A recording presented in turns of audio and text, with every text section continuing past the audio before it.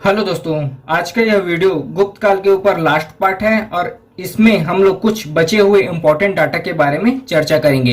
वैसे तो गुप्त काल के ऊपर जो वीडियो अपलोड हुए हैं वह सीरीज वाइज अपलोड हुए हैं और उसका लिंक आपको डिस्क्रिप्शन बॉक्स में मिल जाएगा। तो चलिए वीडियो स्टार्ट करते हैं। देखिए, इतिहासकारों के अनुसार गुप्त काल में नवीनतम चिकित्सा क्षेत्र का विकास हुआ था और गुप्त काल में ही बाल विवाह प्रथा का आरंभ हुआ था। गुप्त काल के दौरान किसानों को अपनी उपज का 1/6 भाग लगान के रूप में देना पड़ता था, कर के रूप में देना पड़ता था। और गुप्त काल को भारतीय संस्कृति का स्वर्ण युग कहा जाता है। गुप्त काल को भारतीय संस्कृति का स्वर्ण युग कहा जाता है। गुप्त काल के समकालीन है अजंता एवं एलोरा की कलाकृतियां। गुप्त काल के समय ही इन सब का निर्माण हुआ था। देखिए, चंद्रगुप्त द्वितीय की स्मृति में महरौली का लौह स्तंभ बनाया गया था और चंद्रगुप्त द्वितीय के समकालीन है चीनी यात्री फायान। चंद्रगुप्त द्वितीय के शासनकाल में ही फायान, चीनी यात्री फायान भारत आया था और इसकी रचना है फो कुओं की, जिसमें बौद्ध धर्म का वर्णन है। उसके बाद आगे देखते हैं चंद्रगुप्त द्वितीय।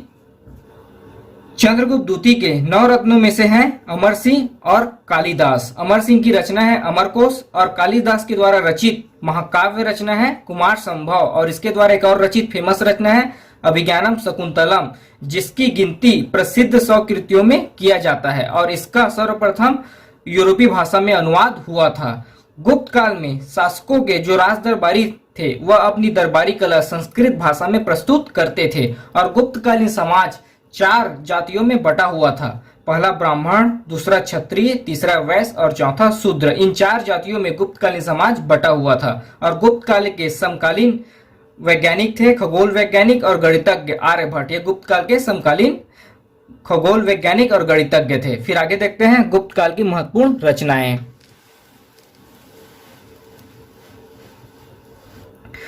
गुप्त काल की महत्वपूर्ण रचनाएं देखिए, कालिदास के द्वारा रचित रचना है ऋतु संहारम, मेघदूत, कुमार संभवम, रघुवंशम, विक्रमोवंशियम, मालविका अग्निमित्र, अभिज्ञानम शकुंतलम। ये सब रचना कालिदास के द्वारा रचित है। फिर विशाखादत्त के द्वारा रचित रचना है मुद्रा राक्षस, देवी चंद्रगुप्तम। फिर दंडित के द्वारा रचित रचना है काव्य दर्शनम, 10 कुमार चरित्र। और भास के द्वारा रचित रचना है चारुदत्ता उरुभंग। असंग के द्वारा रचित रचना है योगाचार्य और वत्स भट्टी के द्वारा रचित रचना है रावण वद्र। और चंद्र गोमीन के द्वारा रचित रचना है चंद्र व्याकरण। आर्यभट्ट के द्वारा रचित रचना है आर्यभट्टियम सूर्य सिद्धांत। विष्णु शर्मा के द्वारा रचित रचना है पंचतंत्र और सिद्धो।